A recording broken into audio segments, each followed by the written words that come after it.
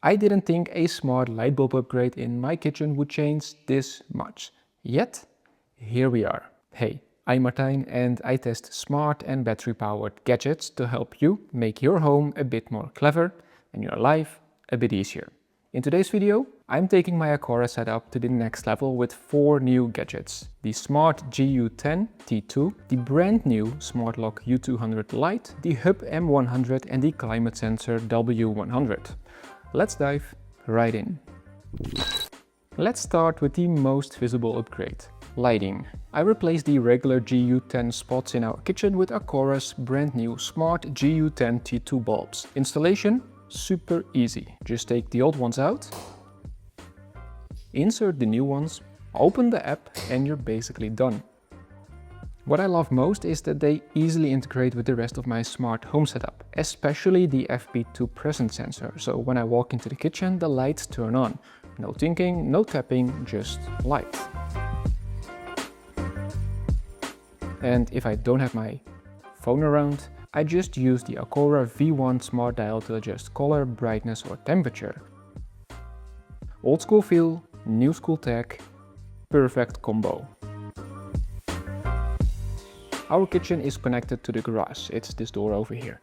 And just like with our front door, I want keyless access, but without losing peace of mind about security. And that's where the new Aqara Smart Lock U200 Lite comes in, with a big thanks to Aqara for sending this over. Let's quickly go over the most important things why I love the Aqara Smart Lock so much, especially the U200 and the Lite version, because it supports first of all matter over thread. There's a quiet unlock mode, especially useful during the night or in the early mornings when you leave early for work. Auto lock, as discussed before, and it's super easy to install, especially if you live in Europe. Within just a few single steps, it's installed and you can start using it. Now with this one you also have the NFC sticker card for unlocking. And last but not least, a rechargeable battery, so you never have to worry about running out of juice. And good to know that even if your battery runs out of juice or the Wi-Fi stops working, you can still put your key on the outside into the cylinder and open the door. But it's important to check the compatibility yourself for your door. You can do so via the link in the video's description. Aqara has a nice tool for that. So whether I'm carrying groceries, my kid or both, I can get in without fumbling for keys. And I know the door locks itself when I leave or go to bed. Now, smart homes are great until they're not. In my case, I'm dealing with my kitchen that's a bit of a Wi-Fi dead zone, which can mess things up. But not anymore thanks to the Aqara Hub M100.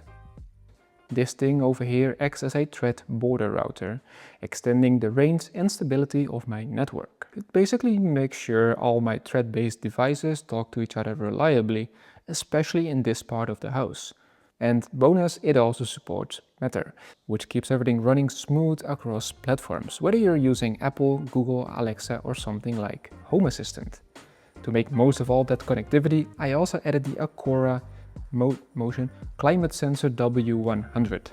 Sure, it shows temperature and humidity, but more importantly, it can automate stuff.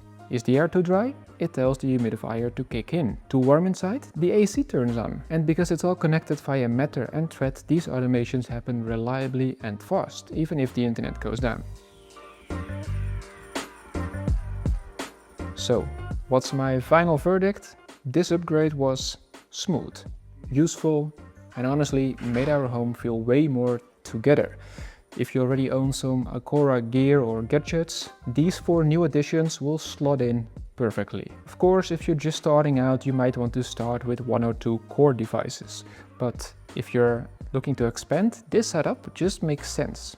If you enjoyed this tour, then go check out this video over here. That's where my journey started with my smart home, thanks to Aqara. Anyways, before you leave this video, give it a like and don't forget to subscribe. So I see you in the next one.